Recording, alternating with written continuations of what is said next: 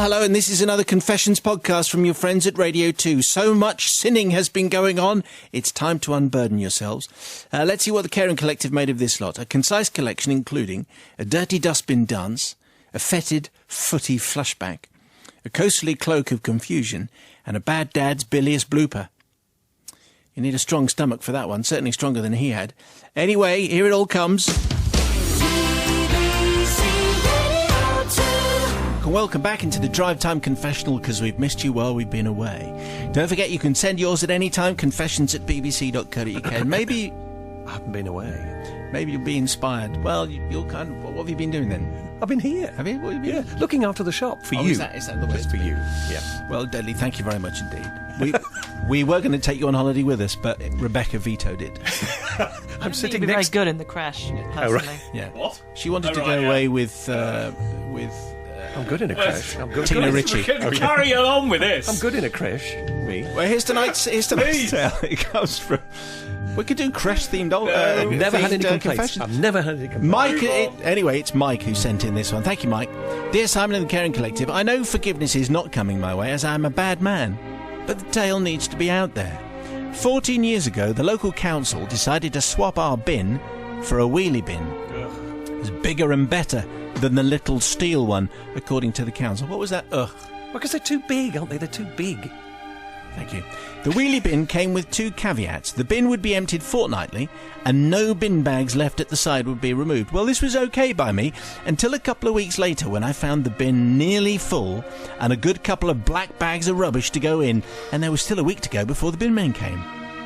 I decided to push the rubbish down, but with little success. I stood there scratching my head when my oldest daughter came round the corner. 7, blonde hair, cute and so on, but also wearing Wellingtons and in a big coat. Mandy, can I borrow you, please? I said. And with that, I picked her up and dropped her in the bin. Followed by, a few seconds later, her 6-year-old sister Daisy, who'd also turned up. Jump up and down, kids, I said. Well, the smiles on their faces, they did just that. The bag split, rotten vegetables exploded, half-full takeaway cartons splashed and slopped over my two delightful children. It is truly amazing how far a week-old chicken korma can be propelled when under pressure. Anyway, they loved it. A couple of minutes later, I picked them out and off they went to clean up. I did not make the common mistake of saying, don't tell your mother. Sandra came home from work and over a cup of coffee I thought I'd better confess. I got all that stuff in the bin you wanted, I said. I dropped a kid in it.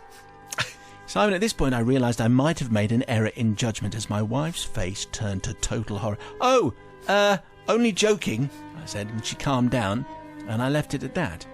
However, what she didn't know was that I continued over the next 4 years to drop the kids in the bins as and when I required. I dropped them in neighbours' bins too if I thought they were looking a little untidy. That's the bins, obviously, not the kids. Absolutely. It was our good deed to the neighbourhood. We had the smelliest children in the road, and boy were we proud of it. They never said anything to Mum. I have no idea why. I only stopped when they became too heavy to lift in. Over the years, when I had a few too many, I would mention that I used to put the kids in the bin, and my wife would look at me, roll her eyes and say, there you go on again about putting the kids in the bin. She never believed me. Anyway, my young adults are now 18 and 19, and we were out for a meal the other day, and the kids started reminiscing. Remember snowballing, Dad? Said Daisy. Oh, yeah. Remember when Dad used to put us in the bins? Anyway, I've never seen a bottom jaw drop so low as Sandra's. She couldn't speak. In fact, she looked to be having trouble breathing. Mandy looked at her mum. Didn't you know? I never believed your dad when he told me. I thought he was joking. No, it's true, said Daisy. Now, I'm not getting forgiveness from my wife because I always tell the truth. No, I seek forgiveness from the bin men. The surprised look on their faces every fortnight when they tried to move my bin following a 2-kid compaction was something to be seen. Sweating, moaning and groaning, they would drag the bin to the lorry with a few choice words muttered under their breaths. P.S. No harm has come to the kids. One is at university, the other is just starting work, and both report they only have slight tendencies to jump in the bins. P.P.S. Obviously, there were no sharp things involved in the bin at any stage, or tins, or anything. No like children that. were injured during the Exactly.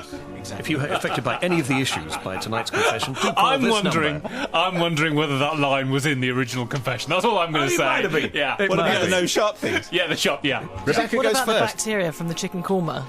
Well, I don't care. What about the kind of yuckiness of the whole thing? I think it's a very She was strange wearing thing Wellington to do. boots and- Yeah, at that time, I reckon she was probably wearing flip-flops in the summer when he put her in the bin. You're making that up. I think it's a very odd thing to do. You're embellishing. Well, yeah, I know, but he was doing it on a regularly. It's quite useful. It's quite a useful idea. He could have used something think it's else fantastic. to compact the rubbish rather What, an than his adult? daughters. No, I don't know, some kind of, spade or something. Children something are less quite useful animate. for that. They wanted to jump on the rubbish. I know they wanted to jump on the rubbish, but children can't do whatever they want to do all the time. I think you're funny. But Not in our crash. he said no harm done. No harm to the kids, and they enjoyed it, so I'm going to forgive. We might not get put in charge of the creche again. Yeah, forget the creche. Forget the creche. I'm not interested in joining the creche anymore. This is an apology for the bin men, isn't it? So I know exactly what Matt is bin going to men, say. yes. I know exactly his words will be. It's their job! Isn't it? That's what you're going to say any minute now, so I'll save Don't you having to do anticipate. that. But to be fair, I think it's a great idea. Great idea. And it does compaction. What a lovely word that is. Yes. A So, yes. two-kit compaction is not good for the bin men. No, I'm not too worried about the bin men, though. It is their job. And it does. And if you put the lid down, the smell isn't a problem anyway. So I think it's a great idea, and I think you're forgiven for coming up with a wonderful idea. And I'm going to try it tonight. And the kids are tired and they're using energy and it's They're all enjoying very green. themselves. Yes. Yeah. Go on let's- then, Matt. Let's Cue stick Matt. with that one. How does she not know? The entire street knows about it. I mean, apparently he's hiring out his kids to jump on people's bins, and she doesn't know. I don't get that at all. I am, it will surprise you to learn, a little bit competitive about my bin, in that I want to have the bin have the least amount when the bin men come to collect it. In other words, I'll do everything else with the rubbish rather than putting it in the bin. You put it in other people's bins. I put it in other people's bins. What's that about? And Why? then, because I get very smug and I can be sort of Mr. Do you Green. really? Do you really And do yeah, that? I do. And You, I look Mr. down Green? my nose at people who have bins that are overflowing. And I think I am better than you. And that's because I am. So I am not going to forgive. Okay, look, the confession music is up and running. Here we go with another tale. This comes from Manny. And there's a little seasonal theme actually going on here. Simon and the Collective says, Manny, I recently heard a confession on your programme. You asked for more concerning school assemblies. And I have a double confession, and I would like forgiveness for both. Both crimes happened within 24 hours of each other in my first week of my first term at grammar school in Worcester in September 1966, just after England had beaten West Germany 4-2 after extra time in the World Cup at Wembley. Do you remember that? That does ring a bell. Apparently, some people mention that. As I said, I was in my first year. None of my closest friends had passed the 11 plus, so I had to make new friends. And on the first day, became mates with another boy. Let's call him Biffo. So we both remained anonymous for reasons that will become obvious later.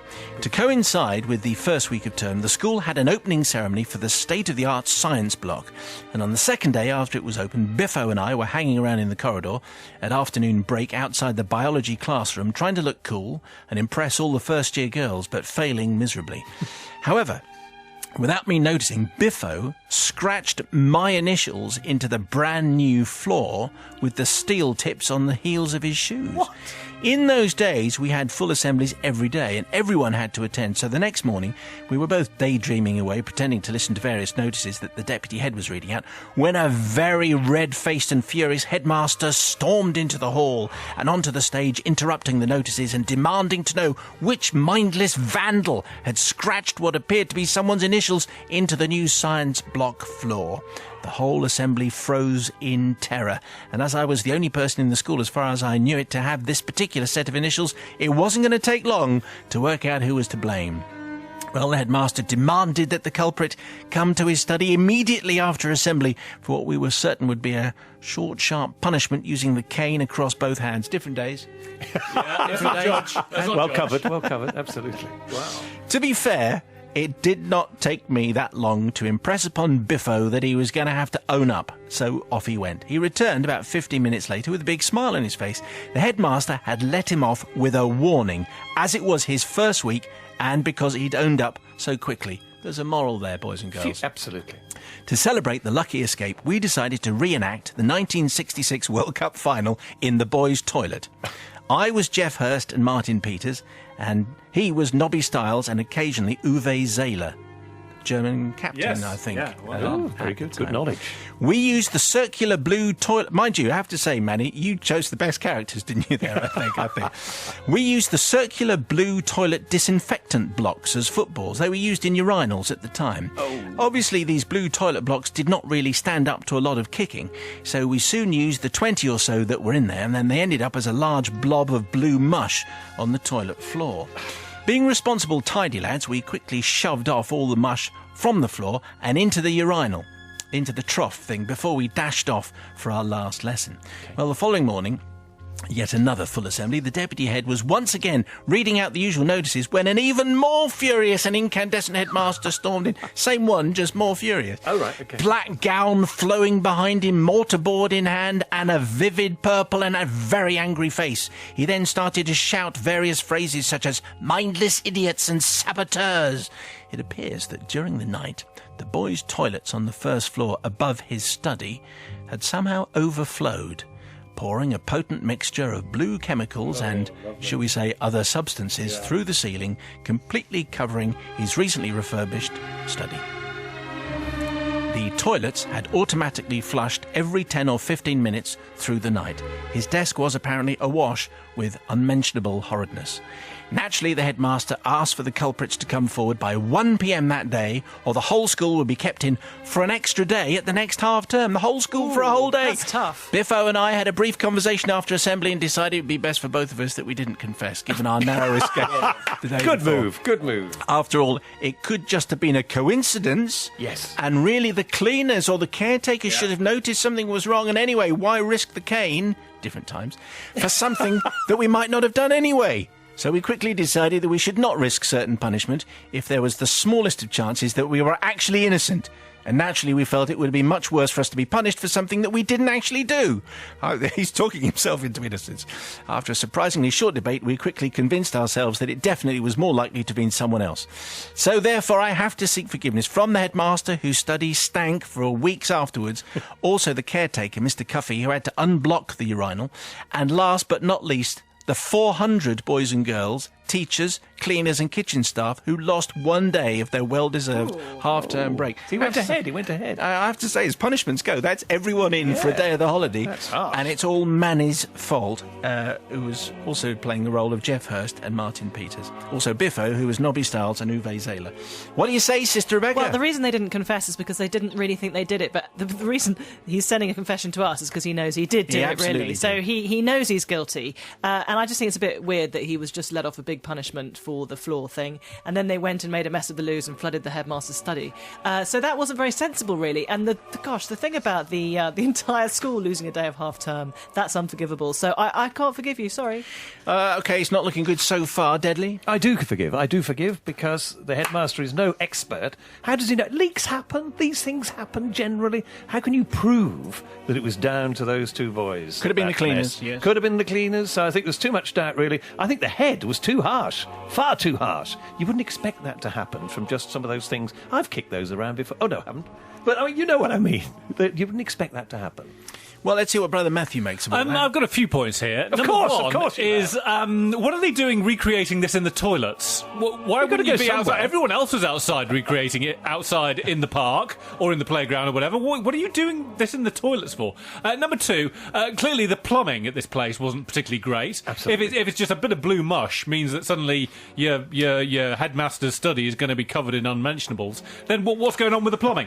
And also, this head teacher decided to keep everyone back. If I was working at that school, I would have gone nuts at that. Yes, the staff Absolutely. included. I've already booked my holiday with my children and we're going away. I'm not coming back in on Monday. So I am going to forgive because it's all the school's fault for having not very good plumbing and the head teacher And it being did a bit happen. overzealous. It Let's did. be honest, a bit overzealous. It did happen in God's own county, Worcestershire. Which has got nothing to do with anything. So here's tonight's confession, and this comes from Mr. Barry Spaggott. Okay, of might course. like that. Real name, obviously. Who knows? Who knows? It's unlikely. Dear Simon and the Caring Collective, many years ago, back in the dark, distant days of the 70s, I was an amateur magician. performing at small...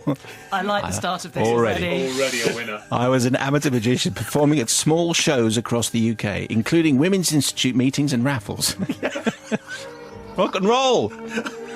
One of those events was a fete on the outskirts outskirts of London back in 1972. I was set to do a selection of fairly standard traditional magic tricks, including the rabbit from the hat, is this your card, and that trick with the cups and the marbles. This doesn't sound like the greatest routine, but in 1972, different times. People were impressed by that. Well, no, I do that card trick, and it's still a winner today. Yeah, no, different times, mate. Yes. I like it, different times. You get the cane at school and you're impressed by a cups and marbles trick. Yes. However, says Barry, for the grand finale, I decided to spice things up a bit by including a surprise trick, one where I made a flower appear from my wand. Fantastic. Well, it doesn't sound that fantastic. If that's the finale. Really? Quick, any explosions or anything? Anyway. No. Anyway, this is taking far too long. Yeah. The day of the fete came. I arrived in my Mini Cooper wearing my stage costume, a red cape, a top hat and a Zorro-style mask. Barry was really going for Wow. it. We were impressed by this in the 70s. The organisers of the fete had put up a purple tent decorated with stars, and there were 2 lit candles on holders inside. Lit? As I came on stage, the song Harlequin by Genesis was played through the PA system, which, in case you're wondering... Oh! Ladies and gentlemen, Mr. Barry Spaggott, with his amazing flower at the end of his wand trick. Production. Anyway, that's quite enough of that. Anyway, not great walk-on music, I wouldn't have thought. Anyway, says Barry, I was a fan of Genesis at the time, and it was a very mystical atmosphere. Oh, let's try. Different times. All very mystical. Big goblin. Ladies and gentlemen. Unfortunately, there are only a dozen or so people who are interested in watching me. One of these was a man with curly blonde hair and a shirt on which had a letter B, and on top of it, a big Afghan coat. Lovely. No trousers? He was the only one that seemed remotely interested in what I was doing. Okay. The other people, I can remember, they were school children and an elderly couple, and they looked bored or were just feigning interest. Anyway, I went through my set, about 20 minutes worth of tricks, and then I came to my surprise trick. Yep. With great gravitas and with huge, exaggerated movements, I pulled out my wand, waved my hand over the tip, and then revealed the flower. Ta-da! Different times.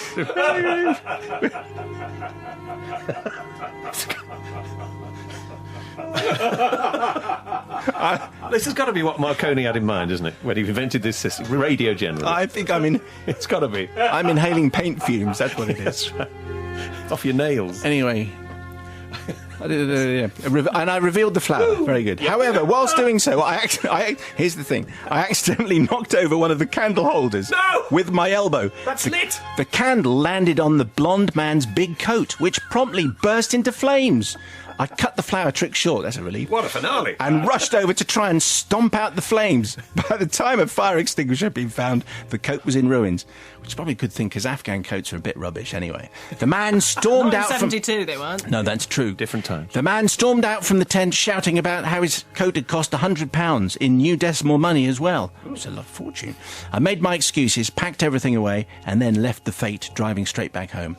Anyway, by 1976, I'd changed my act, says Barry. That's good. That's a relief. Yes. I had new tricks. I now had a beard and longer hair and a T-shirt and jeans instead of top hat and tails. That year I read in Melody Maker that Genesis were going on tour. Now, I was still a fan, despite the departure of Peter Gabriel the year earlier. Yep. So I made my way down to London and got my tickets for the Hammersmith Odeon show on the 13th of June. Remember, it's got everything remembered. Wow. The show started, and on came Tony Banks on keyboards, Mike Rutherford on bass, Steve Hackett on guitars, Phil Collins on vocals. However, I noticed because Phil was now on vocals, they had a new drummer at the back. He was wearing a shirt with a B on it, and he had blonde, curly hair. Wow.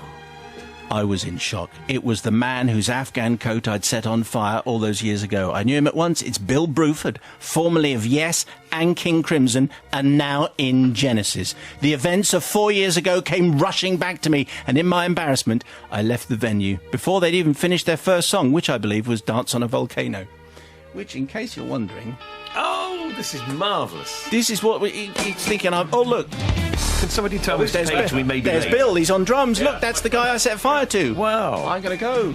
case he asked to see my wand trick again. Yes. Anyway, says Barry, I'm 65 now, and although I've been to many Genesis concerts since, I've yet to make peace with the man whose coat I destroyed. And there isn't a day that goes past when I don't think about it. If he's listening now, let me say this. I'm sorry, Mr. Bruford, and I hope you found a replacement coat. Am I forgiven? Barry sounds a tortured soul, actually. But because he gave us such a great time.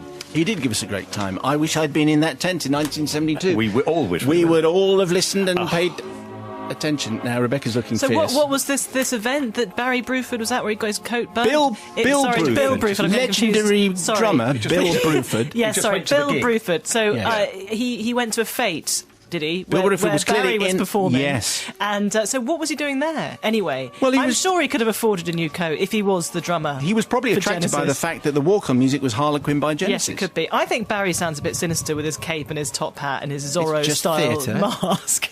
So I think he didn't do it on purpose, did he? And Bill would have been able to buy another coat easily. Well, he was a yeah, famous drummer he with a is famous band. They're not quite famous enough for you.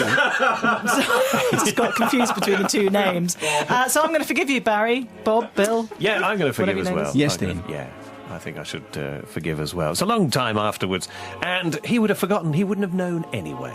So don't worry about it. All is well. It's an accident. It was an accident. Brother Matthew, what do you make of this? yeah, It's a prog confession. We don't have many prog. It is, confessions. and normally I'm very much disposed towards the towards the prog. However, I'm not going to go on the side of the drummer here. Number one, he's wearing a coat, an Afghan coat that cost £100 in 1972. Who's spending £100 on a coat? Who spends £100 on a coat now? Never mind, 1972. Well, Bob Bruford. Well, clearly he did. And also, why? If your name's Bob, why are you wearing a T-shirt with a B on it? You're not 6. You don't need to be told what your initials are. We all know you're the famous drummer out of Yes on Genesis. So I'm going to say not forgiven, because Bob clearly needs to be reminded what his name was, and is spending £100 on a jacket. Now listen, it's a foodie Thursday. Nigel's in the house. The novice is in. Yay! Thanks. So, I was just going to say that, as I mentioned earlier, the confession doesn't really go well with food. Right. So, if there is some food preparation or you're taking part in food, I'm just saying it might be absolutely fine. You might find it a challenge. That's all. It comes from Mark. Thank you, Mark. Dear Simon and the All-Forgiving Collective. Mike, did I do enough warning? Any warning? That's fine. Okay. My confession goes all the way back to the summer of 1999 when I qualified as a teacher of science. I'd been in the chemical industry from the age of 17, but I became a bit disillusioned with the whole capitalism thing and wanted to give something back to society. I'd always wanted to be a teacher, but standing up in front of people and talking put me off, which of course is a bit of a problem if you want to be a teacher. I also thought it was a career for middle-class wine drinkers, and I wasn't sure... I wasn't sure how a working-class bitter drinker would fit in. However, I bit the bullet and took the plunge. To my amazement, I was quite good. In fact, the teachers at my teaching placement sang my praises. I had at last found my calling. So to the night that I wish to confess about. It's the night of my graduation. The party took place in a hotel in Manchester city centre, and as I entered the reception, I knew I'd made the transition to middle class, as I was offered a Bucks Fizz and I actually knew what it was. During the evening, I got talking to my course tutor, and she let me into a secret.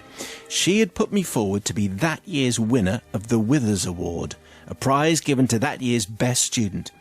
Well, excluding my daughter's birth and getting married, best get that in, it was the proudest moment of my life.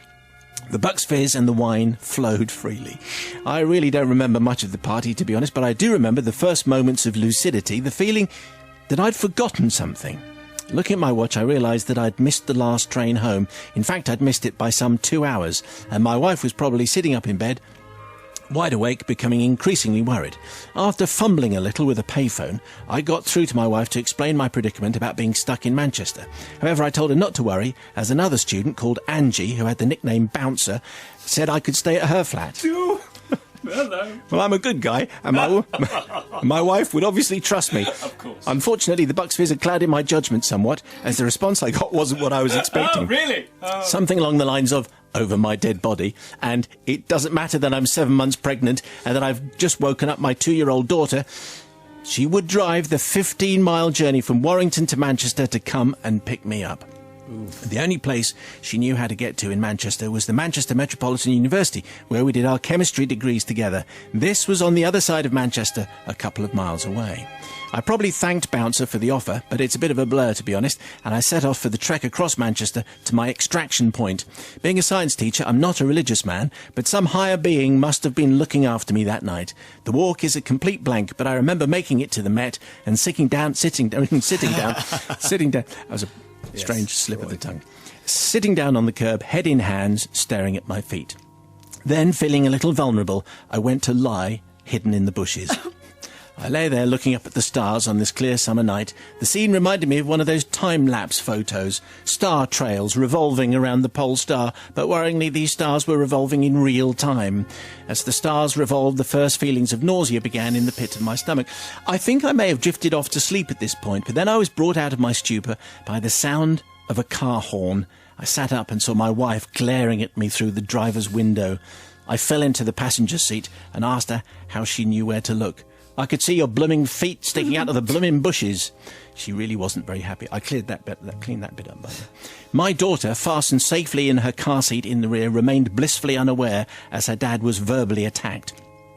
Now, my heavily pregnant wife obviously wasn't too pleased at having to get my daughter out of bed, drive in the early hours of the morning 50 miles to pick up her very drunk, apologetic and pathetic husband. So when we reached the M62, she found fourth gear. Oh, dear. Okay, yeah. Now, it seemed to me that the Escort was fitted with hyperdrive, but the scene before me was very reminiscent of the Millennium Falcon being put into warp speed. So down the M62 we went, those damn stars making me feel even worse. I didn't want to tell her I felt ill, as I was too scared to ask her to pull over, so I just rolled down the window, pretending to get some fresh air. Like that convinced her. Well, the torrent of air was indeed quite refreshing, and I tried to get my head out as far as possible so my wife wouldn't realise what was actually going on. Here we go. I just skip a bit. We eventually arrived home, and this is where I asked for your forgiveness. Not for getting absolutely trolleyed. You have to remember, I had been ecstatic getting the Withers Award. Not for dragging my pregnant wife out of bed either. I have returned that favour many times since. But I do ask for forgiveness for the state in which I found my daughter. Oh, no. Oh, no. See, as we were going so fast down the M62, my now clearly unwanted stomach matter hadn't found its way to the hard shoulder or even to make go faster stripes down the side of the car, but it had been caught up in the turbulence, whipped over my shoulder and pebble-dashed my sweet, innocent daughter, who was still fast asleep and totally unaware of what her daddy had become. My first knowledge of Bucks Fizz was the 1981 Eurovision Song Contest. My daughter's was in the back of a Ford Escort when she was 2 years old. Lovely. Some might argue that my daughter had been sick on me enough times already and payback was overdue, but I can't accept that. So on my knees, I ask for forgiveness for what is truly my lowest moment so far. By the way, says Mark, the Withers Award wasn't a bronze statue erected in front of Manchester University in honour of my contribution to teaching, but as it turned out, a £5 book voucher from Smith's. It's the thought that counts, I suppose. Well, I hope the warning was enough for you. And we're back, and it's going to be fine, and the food is on the way, and everyone's in the mood for a nice tart. Anyway, but it's Mark. He's feeling very bad. It was his lowest moment so far. Are you feeling forgiving? Oh, I don't know what Sister to say Rebecca? about this. He's Obviously... You've what? done Sorry, it. done what? You've done this. Done what? Maybe he's sick of your Vomited two-year-old in my 2-year-old's face. I don't think so. I really feel... Can you imagine? It was an accident. Can you imagine the poor wife having to not only drag herself out of bed heavily pregnant, but also wake up the 2-year-old child and put it in its car seat and drive 15 miles in the middle of the night? That's terrible. Yes. Could he not have taken a taxi? Just a thought. Anyway, he was obviously unused to alcohol and so was a bit kind of naive in a way. Should have known not to drink so much in those circumstances. I'm really not sure whether I'm going to forgive or not. I mean, he didn't do it on purpose, did he? He was trying to get it out the window and he was scared of his wife. So I think I'm going to forgive. Okay. That's one. So what do you think, Novice? Well, firstly, quite a lot of teachers I know drink beer, and they're better for it. And also, the other thing is that I think his wife, that's what kind of relationship. Obviously, they are still together, I hope, because she didn't trust him to stay out with Bouncer or anyone else. And therefore, I thought that was a bit, if you come and drag him and take him home, and he was obviously Brahms and Liszt. So, Mark, I absolutely forgive you. And know that your daughter didn't wake up. You gave her a good mop down. She's fine. Oh, well, that's fine. Everything was all right at the end. Yeah, mop her off. Yes. It'll all come off. Brother Matthew. Matt, having to confess on yes, those in that well, no, department. I'm happy to report that I've never thrown up on my son. I model parenting this, isn't it? Being ill on your daughter. By And, accident. It was by an accident, accident. obviously. And also thinking it would be all right with your wife to say, yeah, bouncy soup, bouncer, whatever. She's Angie, the bouncer. Angie, there you go. She's offered me a bed for the night. So I'm going to say no. I'm not going to forgive here because I mean, much as I'm in favour of lying to your kids, emptying your stomach on them is probably a step too far. So I'm going to say no. You want to, really? I know you do. And they were our confessions, and pretty darn good, I think. Your own, please, because we know you have at least 6. Confessions@bbc.co.uk is the email. More in a week's time. Thank you very much.